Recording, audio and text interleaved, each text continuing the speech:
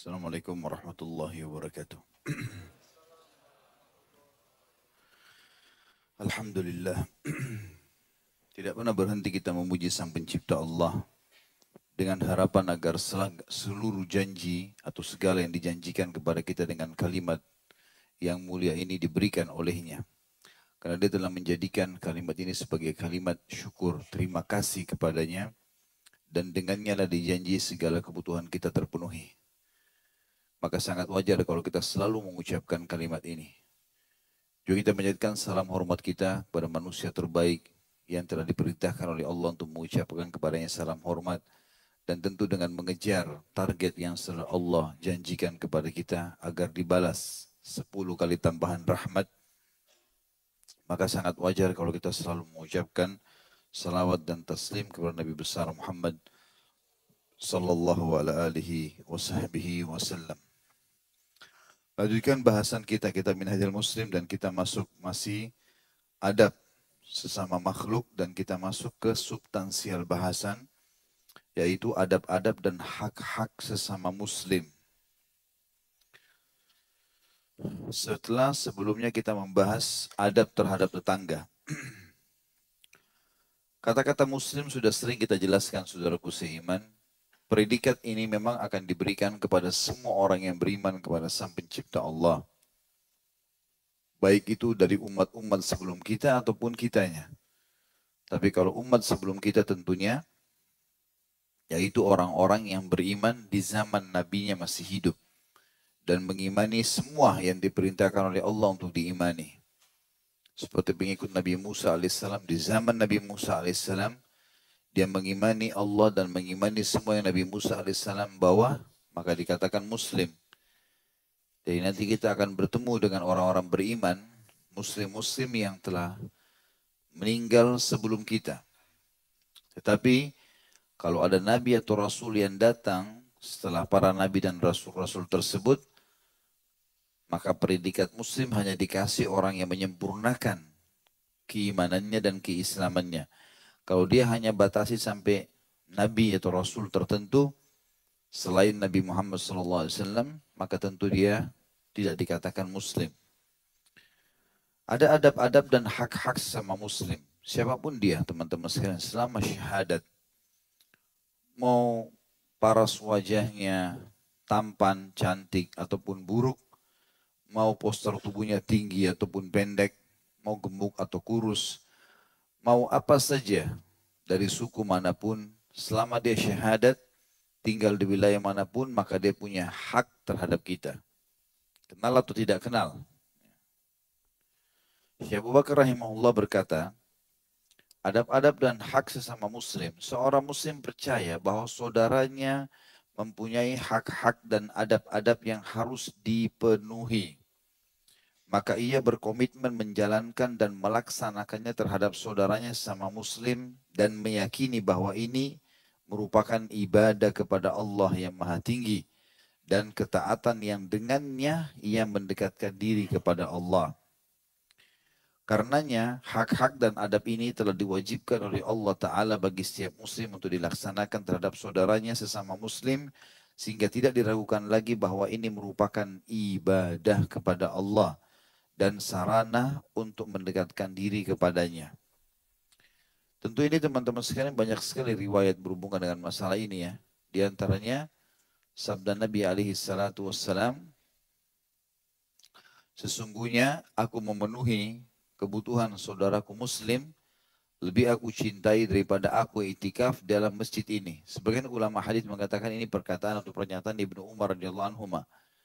Tapi ini bersambung dengan sebuah riwayat yang lain atau hadis yang lain. Intinya memenuhi hajat seorang muslim lebih dicintai daripada beriktikaf di masjid Nabi SAW sebulan penuh. Hajat apa saja. Misal kita temanin dia jalan, kita nasihatin pada saat dia butuh nasihat, kita menjenguknya pada saat dia sakit, dan kita akan sebutkan banyak sekali adab-adab yang harus kita jaga, dan itu ajang panen pahala. Baik kita kenal atau tidak kenal muslim tersebut. Jadi banyak sekali kesempatan untuk meraih pahala itu sendiri. Dan tentu alhamdulillah dengan adanya fasilitas seperti kita sekarang, Allah mudahkan kita ya. Sekarang ini teman-teman betul-betul luar biasa dengan adanya fasilitas media, adanya fasilitas elektronik yang luar biasa di zaman kita sekarang ini, sangat memudahkan kita melipat gandakan pahala. Zaman dulu orang kalau mau silaturahim kepada kerabatnya, dia harus naik unta, naik kuda, pergi jauh. Sekarang orang naik pesawat AC, tinggal duduk manis sampai. Dengan begitu mudahnya, bahkan di ujung Kanada dan kutub utara sana pun kita bisa mendatanginya. Jadi mudah sekali. Kita sekarang ini hidup di zaman yang raja-raja dulu aja nggak hidup. Qarun dulu, kalau mau simpan duitnya, emasnya, dia harus taruh di peti emas besar, saking takutnya dicuri orang dan dipikul. Dipikul pun dengan sekian puluh laki-laki. Karena ketakutan dia sering pindah-pindahin peti emasnya itu. Akhirnya karena dia terlalu cinta dengan emas, dengan hartanya sampai Allah tenggelamkan dengan hartanya dan dikenallah setiap harta tertimbun itu harta karun ya. Karena namanya si Qarun, pengikutnya Nabi Musa alaihissalam yang kufur kepada Allah Subhanahu wa taala. Qarun dulu kalau mau simpan duit dia harus rahasiakan ke satu tempat disembunyi, harus pakai kunci yang besar, dijaga oleh banyak orang gitu ya. Qarun tidak pernah berpikir kalau sekarang kita punya ATM. Ya, bisa taruh uang miliaran, ATM-nya tinggal dimasukin, di mesinnya bisa narik, bisa transfer. Lebih hebat dari itu sekarang ada internet banking, ada SMS banking. Di atas ranjang kita mau tidur tinggal bisa transfer, bisa sedekah anak yatim, bisa transfer untuk bangun masjid. Zaman dulu orang harus datangin. Gitu kan? Sekarang ini semua di tangan kita subhanallah. Dengan alat yang sekecil ini. Dulu Raja Romawi, Kaisar Romawi itu terkenal sekali. Dia punya orang-orang ahli merakit. Yang dirakit ini bulu hewan. Jadi diambil bulu-bulu hewan, burung yang bagus diambil dirakit-rakit sampai menjadi kipas yang besar untuk kipas dia supaya dia rasa dingin. Kaisar itu nggak pernah berpikir kalau di zaman sekarang kita ada AC. Tinggal pencet remote, semuanya kita bisa rasakan dinginnya. Kemudian juga Kisra, Raja Persia, itu punya kendi-kendi air dari tembikar yang paling berkualitas. Airnya ditaruh sebentar saja, langsung dingin. Dan waktu dituangkan minum air dingin dia, orang di sekitarnya cemburu dia. Cuma dia yang boleh, yang lain tidak ada. Kisra tidak pernah berpikir di zaman sekarang ada dispenser. 300.000 rupiah dapat dispenser. Semua orang bisa minum dari air dingin sekarang. Jadi kehidupan kita sekarang kehidupan raja-raja. Raja dulu nggak dapat. Beberapa tahun lalu, orang-orang tua kita mungkin masih ada hidup sekarang. Waktu masih awal mungkin sebelum kemerdekaan Indonesia malah. Orang kalau pergi haji, naik kapal laut, jauh 2 bulan. Sebulan pergi, sebulan pulang. Kadang-kadang sampai sebulan setengah, 2 bulan baru sampai di sana. Kalau mereka mau safar, salaman sama keluarganya dianggap sudah meninggal. Orang-orang gitu cerita sama saya dulu. Alhamdulillah. Jadi walaupun memang dasarnya ajal datang, tapi tidak seperti seaman sekarang. Gitu kan. Orang dulu naik unta, orang jalan, tidak bisa komunikasi. Imam Ahmad rahimahullah itu kalau mau nuntut ilmu, itu pergi naik kuda sebulan untuk ambil satu hadis. Antum tinggal starter mobil, starter motor, datang ke Joglo, selesai.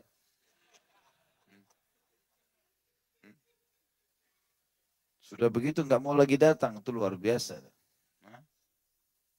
Fasilitas kita luar biasa, maka jangan sia-siakan itu karena peluang melipat gandakan pahala sekarang terbuka sekali.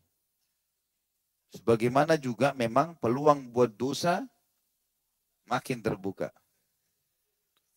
Nonton YouTube ceramah dapat pahala. Nonton yang lain ya siap-siap.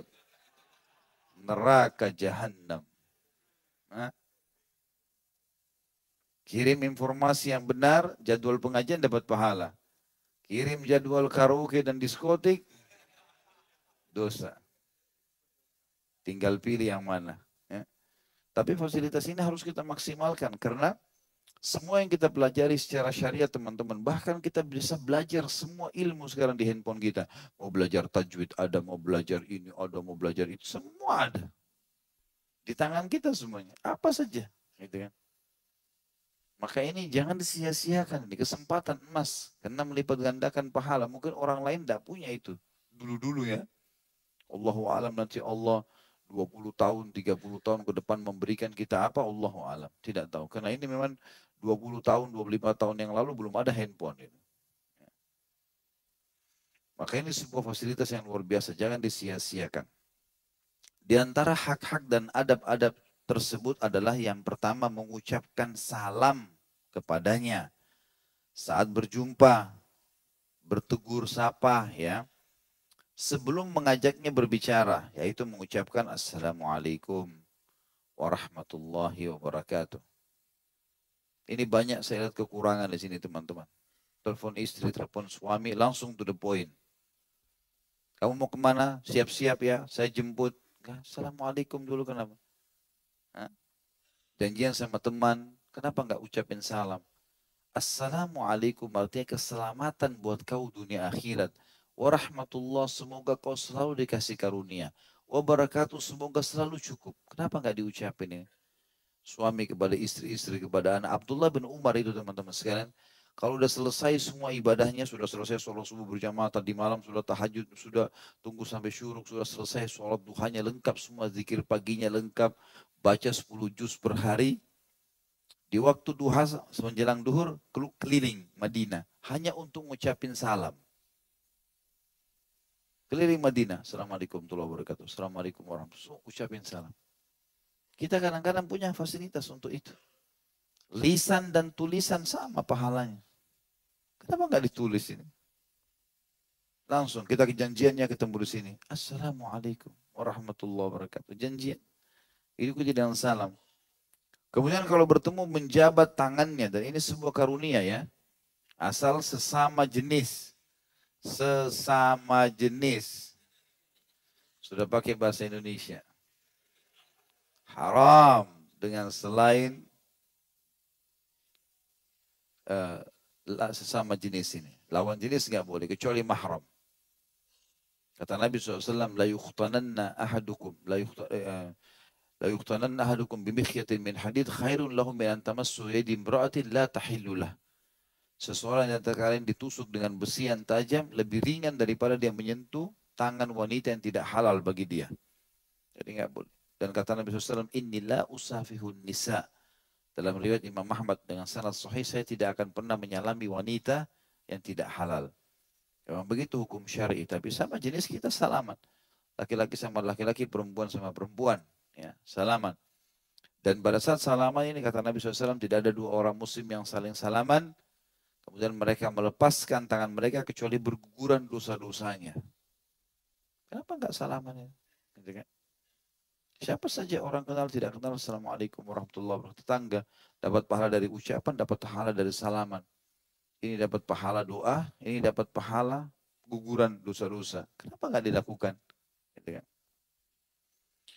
Dikatakan ya, setelah jabat tangan lalu dibalas dengan ucapan Waalaikumsalam warahmatullahi wabarakatuh. Tentu maksud beliau adalah salam pun lengkap tadi ya. Hal ini berdasarkan firman Allah Subhanahu wa taala dalam surah An-Nisa ayat 86 yang berbunyi A'udzu billahi minasyaitonir rajim wa idza huyyitum bi tahiyyatin fahayyu bi ahsana minha aw rudduha. Al-ayah. Apabila kalian dihormati dengan suatu penghormatan, ucapan salam, Assalamualaikum warahmatullahi wabarakatuh, maka balaslah penghormatan itu dengan yang lebih baik atau balaslah dengan yang serupa. Jadi boleh kalau orang bilang Assalamualaikum, kita jawab juga Waalaikumsalam saja. Atau kalau dia bilang Assalamualaikum, kita jawab lengkap. Waalaikumsalam warahmatullahi wabarakatuh. Itu lebih baik. Juga sabda Rasulullah SAW, Yusallimur rakibu 'alal mashi wal mashi 'alal qa'id wal qalilu 'alal katsir. Hadis ini hadis sahih riwayat Bukhari nomor 6232, Imam Muslim 2160. Hendaklah yang berkendaraan di atas motor, di atas mobil kalau kita sekarang mengucapkan salam kepada yang berjalan kaki, kepada yang duduk, dan yang sedikit kepada yang banyak.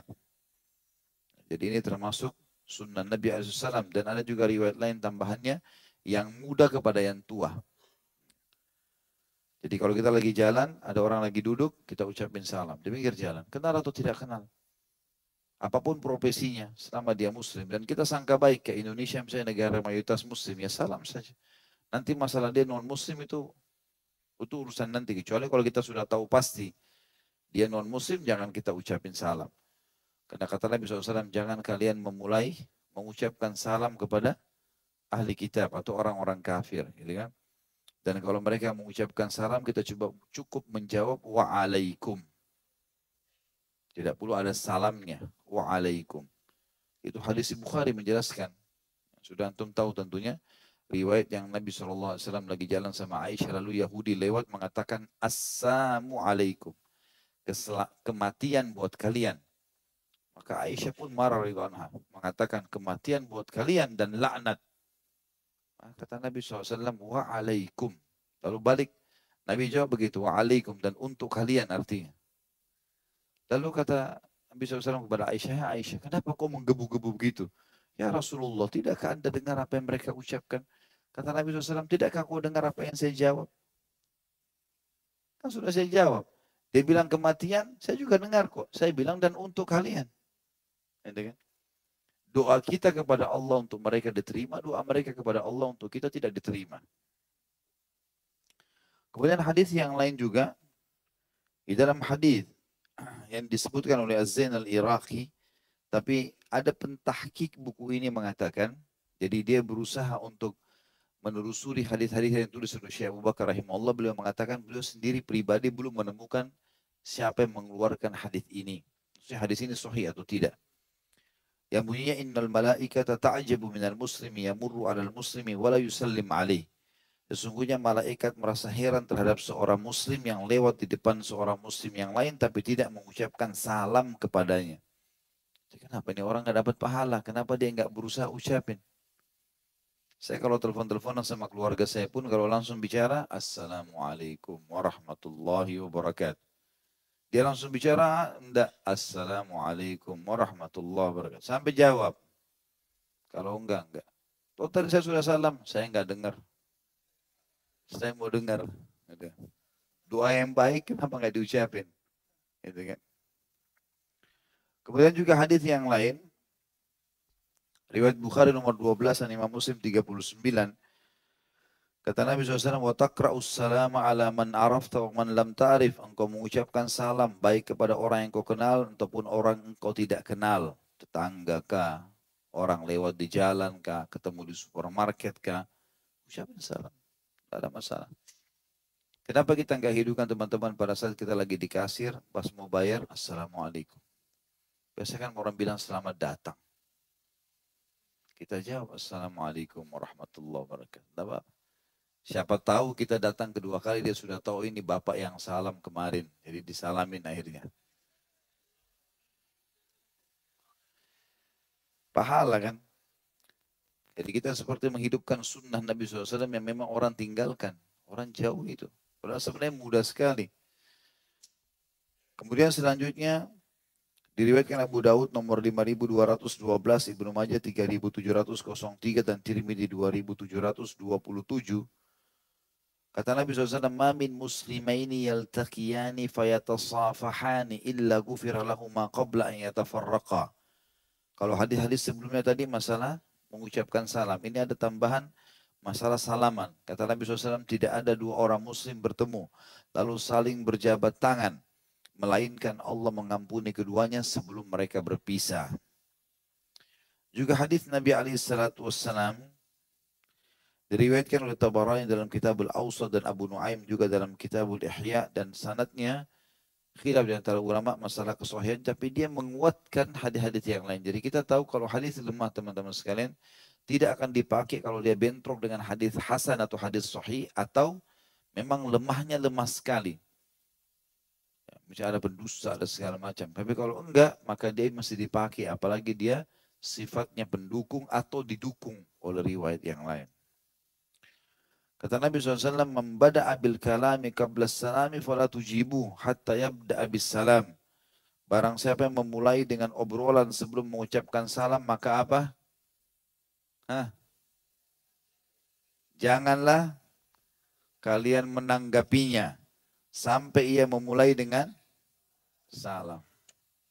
Sudah tahu jawabannya? Salam.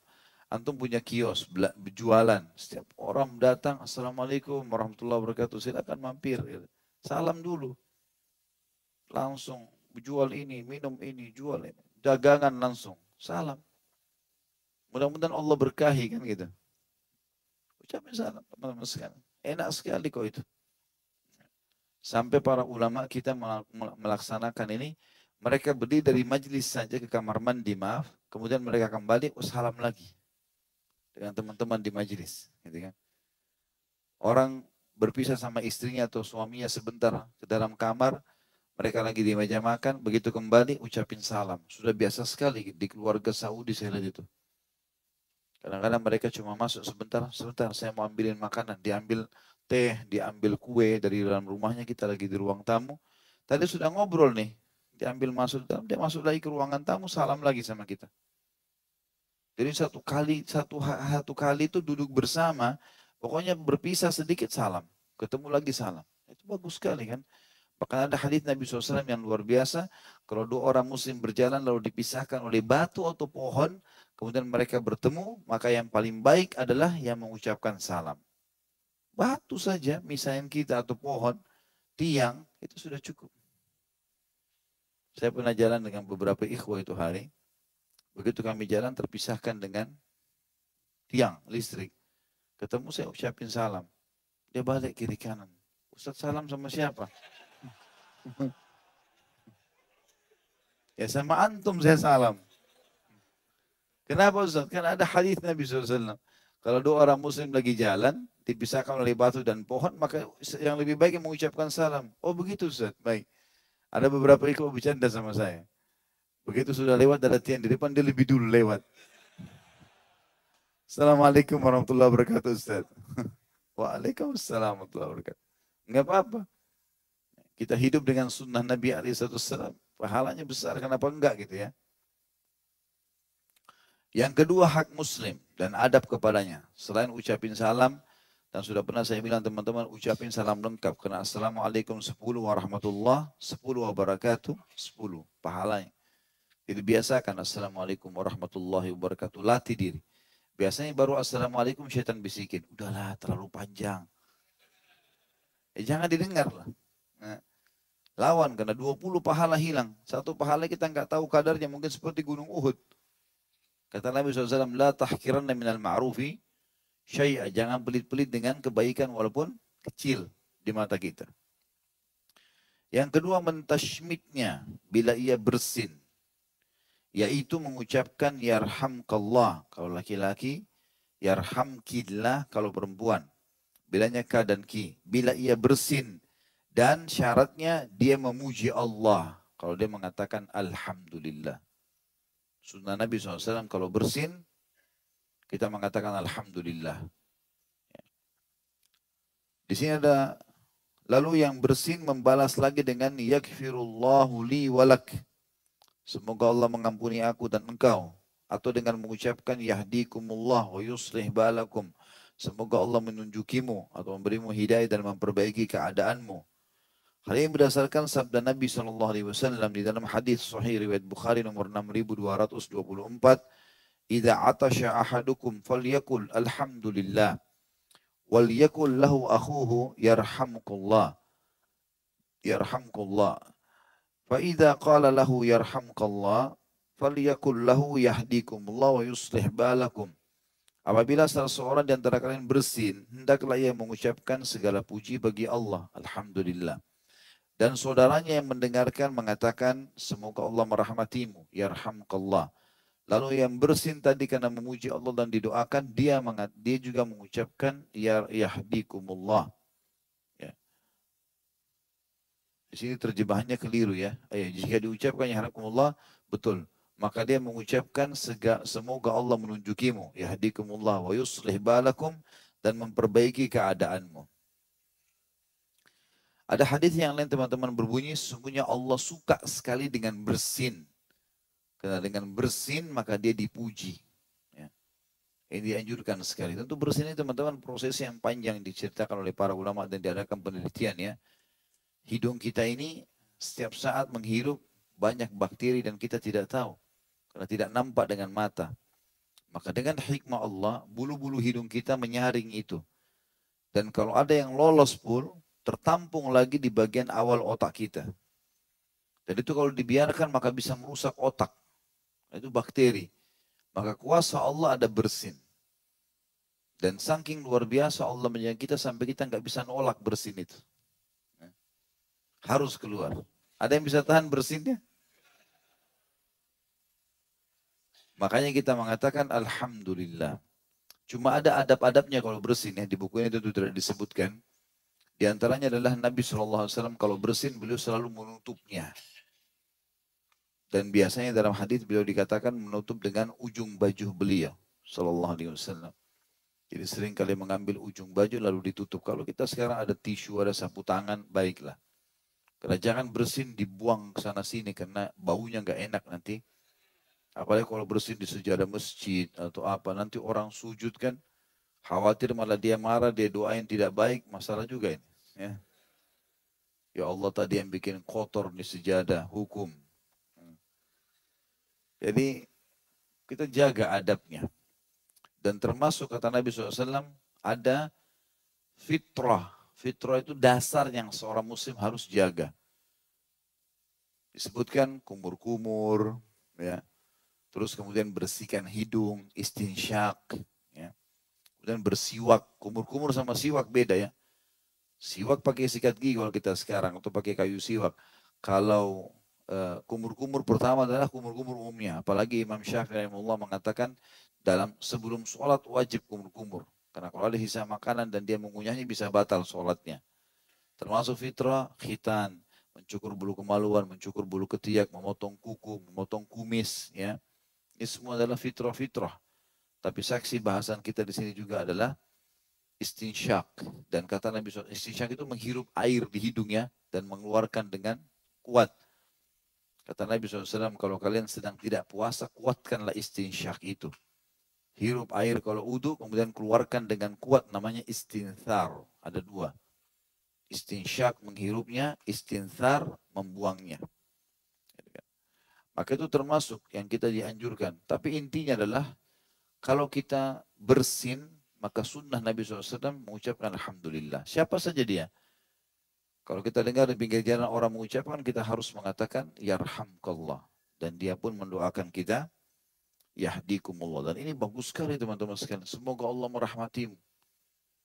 Semoga karunia Allah datang kepadamu. Lalu dibalas lagi, semoga Allah memberimu hidayah dan memperbaiki keadaanmu. Kata ulama hadis, memperbaiki keadaanmu di dunia dan di akhirat.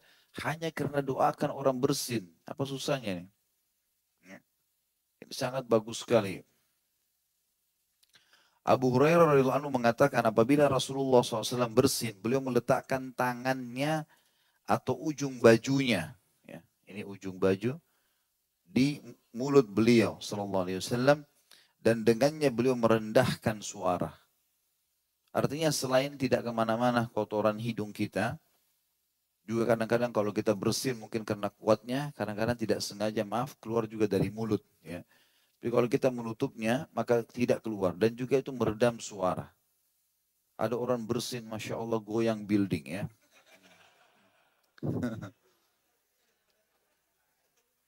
Karena dia nggak kontrol, dia nggak tutup. Jadi ribut sekali, gitu kan. Tapi dia jadikan kebanggaan. Lalu bukan jadikan keperkasaan itu.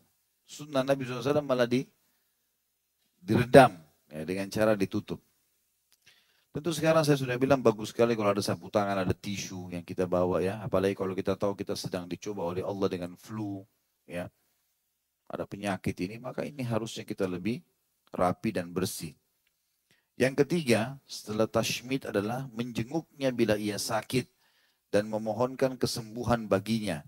Berdasarkan sabda Nabi SAW dalam hadis yang sahih, diriwayatkan oleh Imam Bukhari nomor 1240 dan Imam Muslim 2162. Kata Nabi SAW, Haqqul muslimi alal muslimi khams, raddus salami wa iyadatul maridi wa ittiba'ul janaizi wa ijabatul da'wati wa tashmidul atish. Hak seorang muslim terhadap muslim yang lain, kenal atau tidak kenal, ada 5. Membalas salamnya, kalau dia ucapin salam wajib kita jawab. Menjenguk orang yang sakit atau menjenguknya, mengantar jenazah, memenuhi undangan dan mentashmid orang yang bersin. Dan juga berdasarkan perkataan Al-Bara' bin Azib radhiyallahu anhu bahwasanya Rasulullah SAW memerintahkan kami untuk menjenguk orang yang sakit, mengantarkan jenazah, mentashmid yang bersin, melaksanakan tuntutan sumpahnya. Kalau dia bilang, demi Allah bantulah saya, demi Allah begini. Maka itu tuntutan sumpah. Menolong yang teraniaya, memenuhi undangan dan menyebarkan salam. Di sini Sahih riwayat Bukhari nomor 5635. Jadi di sini teman-teman sekalian, saksi bahasan kita walaupun semua banyak yang disebutkan, tapi menjenguk orang sakit poin yang sedang dititik beratkan di sini. Ini ibadah. Dalam riwayat yang lain, hadis Sahih riwayat Imam Muslim, siapapun yang menjenguk saudara muslim yang sedang sakit, maka dia seperti sedang berjalan di taman surga sambil menikmati buahnya sampai dia pulang. Riwayat lain lagi dihasankan oleh para ulama adalah siapa yang menjenguk saudaranya muslim yang sedang sakit, maka Allah mengutus padanya 70.000 malaikat yang memohon ampun untuknya. Dan sekian banyak keutamaan orang-orang yang menjenguk orang sakit. Tentu menjenguk orang sakit kalau kita kenal, baik, bagus, kerabat, teman gitu kan. Kalaupun kita tidak kenal, sebagian ulama melakukan itu. Pola mereka di Saudi yang saya tahu adalah mereka datang misalnya pada saat lowong seminggu sekali atau sebulan sekali masuk ke rumah sakit yang besar, kemudian pamit untuk mendatangi kamar-kamar, ya kan, kemudian pamit kalau diizinkan masuk, menyebutkan sebuah hadis, sebuah ayat, membagikan buku cuma-cuma, kemudian dia pindah lagi kamar sebelah, semenit gitu ya. Itu yang sering dilakukan oleh para mereka. Dan ternyata memang orang-orang sakit itu kalau dijenguk terhibur sekali. Orang kenal atau tidak kenal kalau dijenguk itu luar biasa gitu. Apalagi memang ada sunnah Nabi SAW memotivasi mereka. Seperti doanya, la ba's alaika tahur ma'asyifa. Semoga tidak apa-apa penyakitmu ini tidak menyusahkanmu dan semoga juga kesembuhan selalu bersamamu. Gitu kan. Jadi kita mendoakan. Dan ada cukup banyak doa-doa yang berhubungan dengan masalah itu. Sabda Nabi SAW yang lain adalah riwayat Bukhari Muslim dan ini lafaz Imam Bukhari nomor 3046. Kata Nabi SAW, Udul marida wa at'imul ja'iyya wa fukkul ani ay al-asir. Jenguklah orang sakit, berilah makanan kepada yang lapar, dan bebaskan tawanan. Ini semua akhlak yang mulia ya. Jenguk orang sakit supaya kita tahu nilainya kesehatan. Kita kalau sering lihat orang sakit teman-teman, jenguk apalagi di rumah sakit, ada yang patah tangan, ada yang ini, ada yang itu. Kita jadi tahu berapa besar nikmatnya Allah kepada kita. Luar biasa ini. Kita sekarang bisa duduk sini berjam-jam saja dengan oksigen gratis ya. Dengan cahaya mata kita bisa memantulkan cahaya telinga kita bisa mendengar, hati kita masih bisa meresapi, pikiran kita masih bisa mencerna. Itu luar biasa. Karunia yang alhamdulillah kita harus syukuri kepada Allah SWT. Banyak orang fisiknya sempurna tapi akalnya tidak. Tidak bisa berpikir. Ada orang sempurna tapi matanya buta. Ada orang tuli, ada orang bisu, ada orang ini, ada orang itu. Kita semua alhamdulillah Allah SWT berikan kelebihan yang luar biasa melimpah. Harusnya disyukuri ya. Dan dimaksimalkan fasilitas itu.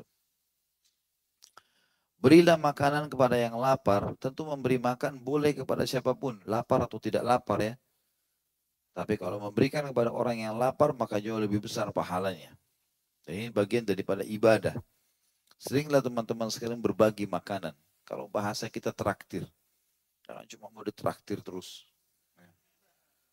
Pergi sama-sama teman masuk ke restoran, saling nunggu siapa yang bayar duluan. Ini yang ketawa tahu diri ya. Lumba-lumbaan bayar mestinya kesempatan. Karena memberi makan orang pahalanya besar.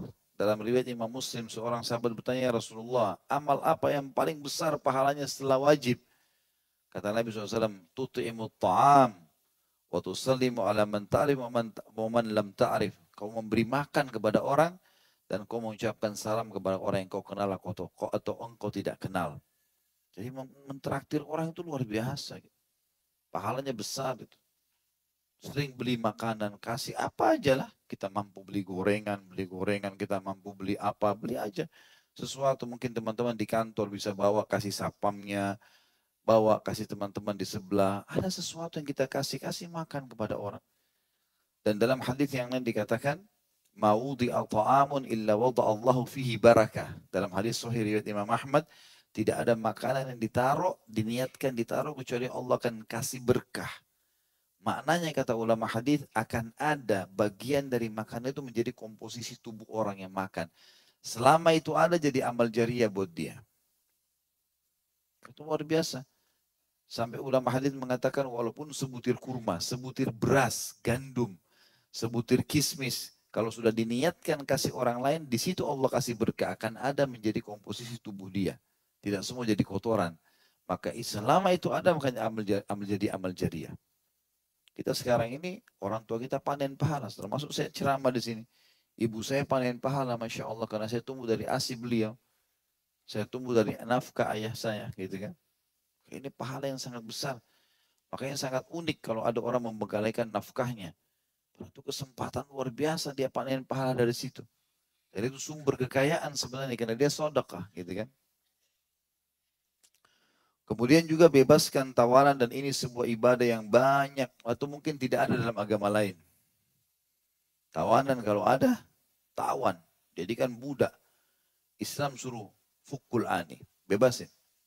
Udah saya bebasin kamu, saya bebasin kamu. Bebasin. Tanpa ada tebusan pun. Gak ada masalah. Itu bagian daripada ibadah. Bahkan kata Nabi SAW pada saat banyak tawanan dibawa ke Madinah, berbuat baiklah dengan mereka. Sampai para tawanan kafir yang akhirnya masuk Islam, mereka mengatakan, kami kagum melihat kaum muslimin. Pada saat kami lagi ditawan, tangannya lagi diikat, tapi para sahabat datang membawa roti manis dengan di sebelah tangan kanan dan kurma kering di tangan kiri. Lalu mereka pun memasukkan roti-roti manis ke mulut para tawanan, ini kan, disuapin makan tawanan itu. Kemudian mereka memakan kurma kering. Gitu. Sampai para tawanan mengatakan, pernah saya lagi dimasukkan makan roti manis di mulut saya, sampai saya mengunyah, sudah selesai dimasukkan lagi, seperti disuapin anak kecil. Dan pada saat ada yang jatuh, dia berusaha, sahabat ini berusaha menahan supaya jangan jatuh kena tanah, dimasukin lagi. Karena ini adalah ibadah. Begitu luar biasanya mulianya Islam ya. Itu tawanan, apalagi kalau bukan tawanan. Istri, suami, anak, luar biasa pahalanya. Kata Nabi SAW, semua sedekah, termasuk sepotong makanan yang kau letakkan di mulut istrimu. Itu kan pahala besar. Jadi panen, teman-teman sekalian. Jangan bakhil. Ada makanan disembunyi pakai plastik. Taruh di tas, tidak boleh ada yang tahu. Mangganya berbuah plastik. Tidak boleh orang lain. Wanti anaknya pun, jangan sentuh ya. Bakhil. Biarin orang rezekinya makan aja. Ada ipar saya di Ternate, subhanallah sepanjang tahun berbuah mangganya. Saya pernah itu hari daurah di sana, terus malam-malam pulang setengah 12 malam jatuh, seng ribut, pang gitu kayak batu. Saya kaget, dia bilang itu mangga saya jatuh. Mau coba. Orang Ternate bilang ini mangga madu. Di Jakarta bilang mangga mana lagi. Karena itu kalau sampai matang ada kayak titik-titik madunya manis gitu. Dipotong model memang manis sekali, Masya Allah. Terus tidak sengaja dia bilang, orang ini sebenarnya saya tahu awam, bukan orang yang paham agama gitu kan, biasa saja. Maka dia bilang, ini pohon saya ini sepanjang tahun berbuah. Kok bisa? Saya tanya kok bisa? Iya. Begitu memang pohon ini. Dia bilang begitu awalnya. Baiklah, habis sholat subuh di masjid, saya balik ke rumahnya. Begitu agak terang, saya bilang, bisa saya pamit lihat pohonnya? Oh bisa. Saya lihat pohonnya itu mungkin tingginya cuma 3 meter. Tapi lebat, Masya Allah. Daun-daunnya, buahnya itu sampai bergelantungan hampir kena paving blok di belakang rumahnya. Tapi pohon itu ternyata setengah dalam pagar dia, setengah di luar. Daunnya itu terbagi dua. Terus saya tanya, ini berapa banyak hasilnya? Ya sebanyak ini. Dan tidak pernah berhenti. Terus saya coba tanya, terus yang keluar itu dikemanain? Oh itu saya kasih orang, terserah orang melewat ambil tidak apa-apa.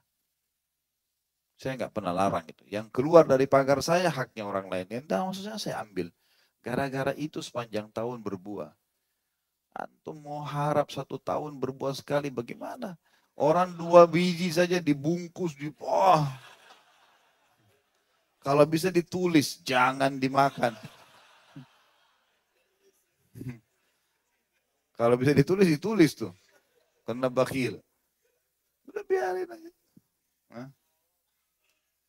Jadi memberi makan orang itu luar biasa pahalanya. Baik.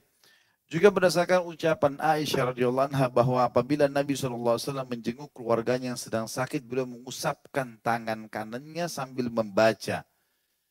Selain kita jenguk orang sakit, karena poin ketika kita menjenguk orang sakit, selain kita menjenguknya ada pahala, menggembirakan, dia juga kita disunnahkan membaca doa-doa. Dan doa-doa ini diharapkan menjadi penyebab sembuhnya tentunya. Di antaranya Nabi SAW suka mengusapkan tangannya ke badan orang yang sedang sakit. Tentu ini kalau sesama jenis. Ya. Di antara dibaca oleh Nabi SAW, Allahumma rabban nas, adhibil ba's, ishfi anta syafi la shifa illa shifa'uk, shifaan la yughadiru saqama. Hadis ini sahih riwayat Bukhari nomor 5743, Imam Muslim 2191. Ya Allah, Rob sekalian manusia, hilangkanlah penyakit, sembuhkanlah, engkaulah penyembuh, tidak ada kesembuhan kecuali kesembuhan dari sisimu, sembuhkanlah dengan kesembuhan yang tidak meninggalkan penyakit. Tentu ada banyak doa Nabi SAW ya, di antaranya kata Nabi SAW, siapapun yang menjenguk saudaranya muslim yang sedang sakit, lalu dia membaca 3 potongan ini. Ya, As'alullah al-azim, Rabbul arshil azim, ayyashfiyaka. Laki-laki kalau perempuan ayyashfiyaki. Aku memohon kepada Allah yang Maha Agung, pemilik singgasana yang agung agar menyembuhkanmu. Kata Nabi SAW, kalau orang jenguk orang sakit lalu baca 7 kali. Maka Allah akan sembuhkan selama ajalnya belum datang. Sampai kata sebagian ulama, kalau yang baca ini, ya jelas-jelas orang itu ajalnya belum datang, seberat apapun penyakitnya Allah sembuhkan. Yang penting diikuti dengan keyakinan. Subhanallah, saya pernah pengalaman punya seorang nenek, sudah tua sekali. Umurnya 90, 80 sekian. Sudah meninggal, Allah yarham. Saya kadang-kadang dulu waktu pergi kuliah, ya, waktu ngelanjutin pasca sarjana, saya keluar naik motor, sementara sebelum ke kampus, kuliahnya habis asar, saya mampir dulu ke situ, salaman sama beliau, ngobrol gitu. Saya kadang-kadang bacain beberapa doa. Saya pernah subhanallah ditelepon sama keluarga kakak saya, kebetulan tinggal di rumah kakak saya di Makassar. Ini sudah sakit, lidahnya sudah nggak bisa nyebutin apa-apa. Umurnya memang sudah sangat tua. Pikiran kami itu ini sudah tanda-tanda orang meninggal gitu kan. Ini saya rasakan sendiri semua teman-teman saya datang ke sana. Dalam hati saya memang sangat kuat saya ingin membuktikan hadis ini. Saya duduk sebelah beliau, kebetulan keluarga tidak ada saya sendiri. Lalu saya pegang bagian kepala, saya baca 7 kali itu. Dengan pelan sekali dan saya resapi maknanya. As'alullahal azim, Rabbul arshil azim, ayyashfiyaki. Sekali, 2 kali, sampai 7 kali. Selesai, saya begitu yakin. Saya betul-betul dalam hati saya mengatakan saya ingin buktikan. Subhanallah, ini sudah tidak bisa bergerak. Di atas ranjang, ucapannya sudah tidak jelas. Begitu saya pergi kuliah, saya pulang kuliah ditelepon sama kakak saya. Langsung dia bilang, Khalid, tadi obat apa yang kamu kasih ini? Gitu kan. Kenapa emang? Ini Masya Allah, berdiri ke kamar mandi sendiri, ya bisa ngomong, bisa segala macam. Iya, sampai setelah pembacaan doa itu mungkin beliau masih hidup 5-6 tahun. Ya. Kalau saya sih pribadi, saya sangat yakin dengan teori syar'i, nggak mungkin salah gitu kan. Tapi banyak orang menganggap remeh itu. Tidak mengamalkan ini. Padahal sebenarnya sunnah Nabi alaihi salatu wassalam. Itu dari riwayat lain juga, yang Nabi SAW kalau menemui orang sakit, maka beliau menyentuhkan ya dua jari beliau atau satu jari beliau ke tanah atau ke lantai, kemudian mengangkatnya sambil meniupnya dan mengucapkan ya, Bismillahi turbati ardina biriqati ba'dina yushfa bihi sakimuna. Ini juga 3 potongan saja. Ya. Bismillahi turbati ardina, dengan nama Allah yang telah ya, memberkahi tanah kami. Biriqati ba'dina, dengan ludah sebagian kami, tiupan tadi di jari ini.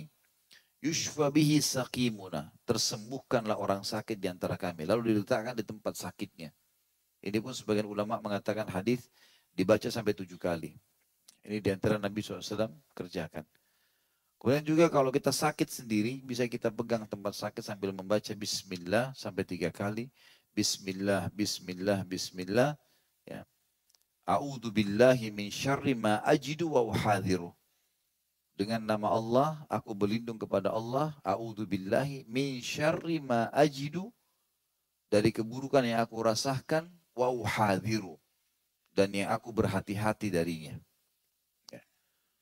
Jadi dibaca juga 7 kali sambil pegang tempat sakit. Bismillah, Bismillah, Bismillah. A'udhu billahi min syarri ma ajidu wa uhadhiru. Dengan nama Allah, aku berlindung kepadanya dari semua keburukan yang aku rasakan dan aku hati-hati darinya. Kalau kita pegang ke badan orang lain, misalnya dia laki-laki, kita bilang Bismillah, Bismillah, Bismillah. A'udhu billahi min syarri ma wajada wa hadarah. Dari keburukan yang dia rasakan dan di hati-hati. Kalau perempuan, min syarri ma wajadat, pakai ta wa hadarat. Ya.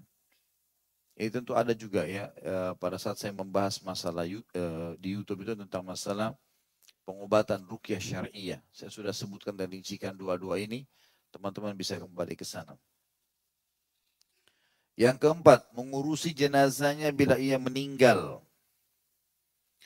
Berdasarkan sabda Nabi SAW, hakul muslim ala muslim khams, ruddus salam wa iyadatul marid wa tiba'ul janaz wa ijabatul da'wa wa tashmitul atish.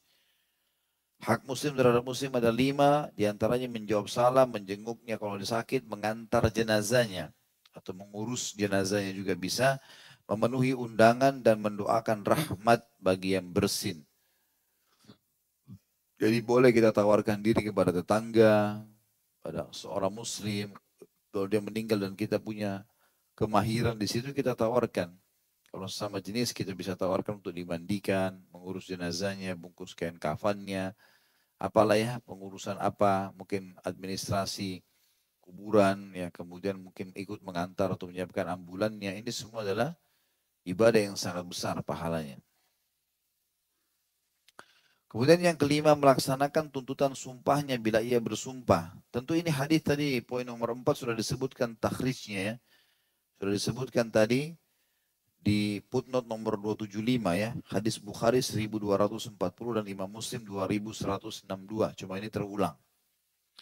Yang kelima, melaksanakan tuntutan sumpahnya bila ia bersumpah kepadanya dengan sesuatu yang tidak ada pelanggaran di dalamnya agar ia tidak melanggar sumpahnya. Hal ini berdasarkan ucapan Al-Bara' bin Azib radhiyallahu anhu, Rasulullah SAW memerintahkan kami untuk menjenguk orang yang sakit, mengantarkan jenazah, mentashmid yang bersin, melaksanakan tuntutan sumpahnya, menolong yang teraniaya dan juga memenuhi undangan dan menyebarkan salam. Makna daripada tuntutan sumpah adalah sesuatu yang tidak mentaklif, tidak membebankan atau bukan maksiat. Ada 2 di sini syaratnya. Jadi tidak masuk dalam masalah ini kalau orang bilang misalnya, saya bersumpah atas nama Allah, ya menikahlah dengan adik saya misalnya. Ini nggak boleh. Belum tentu orang itu mau, saudaranya muslim mau. Tak boleh dipaksakan seperti ini. Ya. Saya bersumpah atas nama Allah, tinggallah di sebelah rumah saya, di kompleks saya. Orang belum tentu mau, tidak boleh taklif. Ya. Tapi kalau misalnya orang lagi makan sama-sama lalu dia bilang, demi Allah biarin saya yang bayar. Itu tuntutan sumpah. Baiklah, kita jalankan tuntutan sumpah itu. Tapi jangan tunggu temannya sumpah dulu ya. Bayar, saya sudah bilang tadi jangan bakhil. Tapi kalau ada yang bilang misalnya, memang dia bilang kan, dia bilang demi Allah biarin saya yang bayar. Gitu kan? Demi Allah biar saya yang beli tiketnya misalnya. Jadi dia tuntutan seperti ini gak ada masalah. Kalau bukan taklif, bukan sesuatu yang membebankan dan memang tidak mungkin kita kerjakan. Kayak tadi masalah pernikahan, masalah pindah kota, masalah pindah kerjaan ini nggak mungkin kita lakukan, gitu kan? Juga tidak masuk dalamnya kemaksiatan. Ya. Saya bersumpah atas sama Allah temani saya ke diskotik malam ini. Mana cara? Maksiat kepada Allah. Ini contoh saja ya. Karena kalau kita berikan contoh jauh lebih jelas, gitu ya. Yang keenam, menasehatinya. Tentu ini juga poin nomor 5. Sudah disebutkan tadi takhrijnya ya. Sudah dikeluarkan tadi itu riwayatnya. Perkataan Al-Bara' ibn Azib radhiyallahu anhu. Iya. Ada di situ footnote 76. Riwayat Imam Bukhari nomor 5635. 5635. Ya, ini yang poin nomor 5 masalah melaksanakan tuntutan sumpahnya. Yang keenam, menasehatinya dengan suatu nasihat bila ia meminta nasihat, yakni dengan menjelaskan kepadanya apa yang dipandangnya baik atau benar dalam perkara yang dimaksud. Hal ini berdasarkan sabda Nabi SAW, "Idza sansaha ahadukum akhahu falyansah lahu." Jika seseorang di antara kalian meminta nasihat kepada saudaranya, maka hendaklah ia menasihatinya. Ini hadis sahih diriwayatkan oleh Imam Bukhari secara muallak dalam kitab Adab. Muallak ini artinya bukan dinomorkan, tapi dia pelengkap. Biasanya di footnote. Itu diistilahkan dengan muallak. Kalau pegang buku itu diriwayatkan Imam Bukhari nomor footnote nomor 279 dikatakan secara muallak dalam kitab Adab. Ya. Dan juga diriwayatkan secara mausul oleh Imam Ahmad 17.818 ya. Jadi maksud sini adalah sanadnya langsung kepada hadisnya, tidak disebutkan sanadnya.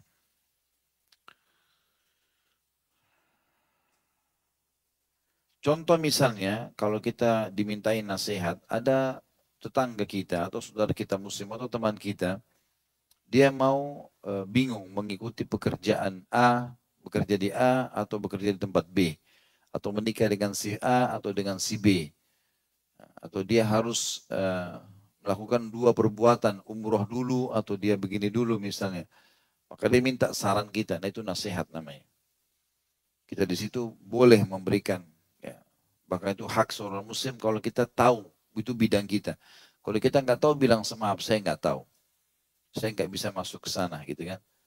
Saya mau menikah sama fulana atau fulana, kita nggak kenal dua-duanya. Maaf saya nggak tahu soal ini. Kalau saya kenal mungkin saya bisa kasih saran, kalau enggak maka nggak tahu. Maka sering memberikan nasihat ini sangat baik. Juga sesuai dengan sabda Nabi SAW dalam hadis riwayat Muslim nomor 55, ad-dinun nasiha wa su'ila liman faqala lillahi wa li kitabi wa li rasuli wa li immatil muslimina wa ammatihim. Agama ini semua nasihat. Ditanyakan kepada Nabi SAW, bagi siapa wahai Rasulullah? Beliau menjawab, bagi Allah, kitabnya, rasulnya, dan para pemimpin kaum muslimin serta segenap kaum muslimin. Kalimat di sini, bagi Allah, kitabnya, dan rasulnya, Allah nggak butuh nasihat kita. Al-Quran juga tidak butuh. Rasulullah SAW tidak butuh. Tapi apa maksudnya di sini? Ulama memiliki dua makna dalam hadis ini. Yang pertama adalah di potongan pertama hadis bagi Allah, kitab dan rasulnya adalah menggunakan ya, pernyataan Allah atau firman Allah, ya, pernyataan dalam Al-Quran yang disebutkan dan juga pernyataan Nabi SAW dalam sunnahnya. Ini yang dimaksud. Jadi nasihat dengan menggunakan itu. Ini makna yang pertama. Untuk siapa? Potongan hadis bagi pemimpin muslimin dan segenap kaum muslimin. Ya. Makna yang kedua kata ulama adalah yang dimaksud dengan untuk Allah artinya semua hukum Allah terapkan. Semua Al-Quran bicarakan diterapkan. Semua yang disampaikan Nabi SAW diterapkan. Maka itu makna yang kedua daripada untuk Allah, untuk kitabnya dan untuk Rasulnya alaihi salatu wassalam. Seorang muslim tentunya termasuk ke dalam segenap kaum muslimin. Siapapun dia, maka sama. Baik, kita akan masuk teman-teman sekalian di poin yang selanjutnya yang ketujuh. Dan tentu ini yang terakhir ya. Nanti kita lanjutkan poin ke-8. Karena ini hak muslim ini banyak sekali. Kalau tidak salah 20 poin lebih. Ya. Ini membutuhkan beberapa kali pertemuan ini. Itu sampai poin 22. Ya. Jadi malam ini kita pelajari sampai 7 insya Allah. Baru kita pelajari adab terhadap orang kafir. Baru kita masuk lebih sensitif lagi. Adab ukhuwah Islamiyah nanti ada. Ya.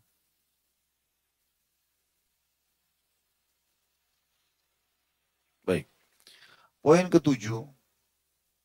Mencintai bagi saudaranya apa yang dia cintai untuk dirinya sendiri. Dan membenci bagi saudaranya apa yang dia benci bagi dirinya sendiri. Berdasarkan sabda Nabi SAW, La yu'minu ahadukum hatta yuhibbu li akhihi ma yuhibbu li nafsi, wa yakrah lahu ma yakrah li nafsihi. Hadis ini tentu hadis sahih diriwayatkan oleh atau disebutkan dalam Syu'abul Iman. Iya. Yang artinya tidaklah seseorang antara kalian beriman dengan sempurna sehingga ia mencintai kebaikan bagi saudaranya sebagaimana ia mencintainya untuk dirinya sendiri. Khusus potongan sampai sini diriwayatkan Imam Bukhari nomor 13 dan Imam Muslim nomor 45, tambahan dan membenci keburukan bagi saudaranya sebagaimana ia membenci bagi dirinya sendiri, ini tambahan disebutkan dalam kitab Syu'abul Iman jilid 3 halaman 261. Jadi potongan awal hadis ini sudah pasti kesahihannya, cuma tambahannya ditambah dari kitab Syu'abul Iman. Potongan Imam Bukhari adalah tidaklah seseorang dari kalian dianggap beriman atau sempurna imannya sampai ia mencintai kebaikan bagi saudaranya sebagaimana ia mencintai untuk dirinya sendiri. Jadi kalau kita mau selalu dibantu orang, maka kita harus bantu. Kita ingin kalau kita sakit jenguklah orang sakit. Kita ingin apalah ya, orang menghormati, kita harus menghormati. Semua itu harus berlaku bagi saudara kita muslim, sehingga berlakulah unsur timbal balik dari Allah Subhanahu wa taala. Juga berdasarkan sabda Nabi SAW dalam hadis yang sangat masyhur riwayat Imam Bukhari Muslim, ini lafaz Imam Muslim nomor 2586. Mathalul mu'minina fi tawaddihim wa tarahumihim wa ta'atufihim kamathalil jasadi idza ishtaka minhu udwun tada'a sa'irul jasadi bis sahri wal humma. Perumpamaan orang-orang yang beriman dalam saling mencintai, saling menyayangi dan saling mengasihi antara mereka adalah laksana satu tubuh. Jika salah satu anggotanya menderita, maka seluruh anggota tubuh merasa demam dan sulit untuk tidur. Juga sabda Nabi SAW yang masyhur dalam hadis riwayat Bukhari nomor 6027 dan Imam Muslim 2585, Al-mu'minu lil mu'mini kal bunyan yashuddu ba'duhu ba'da. Seorang mukmin terhadap mukmin lainnya adalah laksana satu bangunan yang saling menopang satu sama yang lain. Jadi di sini jelas sekali kita, hadis-hadis ini semua memotivasi kita untuk mencintai saudara kita muslim, kenal atau tidak kenal. Ya, kita harus memberikan dukungan-dukungan kita harus membantunya, kita harus berusaha menasihatinya kalau dia keliru dan seterusnya. Ini termasuk poin-poin yang sangat luar biasa yang harus dijaga. Baiklah, kita berdoa kepada Allah SWT semoga majelis kita diberkahi olehnya dan dijadikan sebagai tambahan amal kita pada hari kiamat. Semoga seluruh amal tidak terkecuali yang pernah kita kerjakan dan akan kita kerjakan sampai menjelang ajal nanti diterima dengan pahala yang sempurna. Semoga semua dosa tidak terkecuali sekecil sampai sebesar apapun, samar ataupun nyata, kecil ataupun besar, sengaja atau tidak sengaja, semuanya diganti oleh Allah dengan kemahamurahnya menjadi pahala. Dan semoga Indonesia menjadi negara yang aman, tentram, damai, semua umat Islam di bawah naungan ukhuwah Islamiyah, diangkat perselisihan di antara mereka, dan juga dalam ibadah mereka kembali kepada Al-Quran dan Sunnah. Dan juga tentunya semoga yang menginginkan keburukan bagi Islam, bagi muslimin dan bagi negara ini semua dikembalikan tipu dayanya kepada diri mereka sendiri Dan semoga seluruh pemimpin negara ini diberikan hidayah oleh Allah agar mereka menjalankan tugas dan amanah mereka, serta juga mereka menjadi contoh bagi pemimpin-pemimpin yang lain dan seluruh masyarakat Indonesia mendapatkan haknya. Dan tentu kita selalu doakan saudara kita di Palestina, di Syria, di Yaman, di Irak, di Myanmar, di Ahsa, dimanapun mereka sedang tertindas, semoga Allah ikhlaskan niat mereka. Dimanapun mereka berada sedang tertindas, semoga Allah ikhlaskan niat mereka, terima para syuhada mereka, mudahkan Islam di tangan mereka dan tangan kita semua, dan semoga Allah partisipasi kita bersama mereka di pahala, baik dengan doa, dengan harta, juga dengan jiwa kita. Dan semoga Allah dengan kemahamurahannya menyatukan kita semua di surga firdausnya tanpa hisab. Mana saya kata di majelis ilmu yang mulia ini. Kalau ada benar dari Allah, kalau salah dari saya mohon dimaafkan. Wassalamualaikum Muhammadin walhamdulillahi rabbil alamin. Subhanakallahumma bihamdika. Asyhadu an la ilaha illa anta astaghfiruka wa atubu ilaik. Wassalamualaikum warahmatullahi wabarakatuh.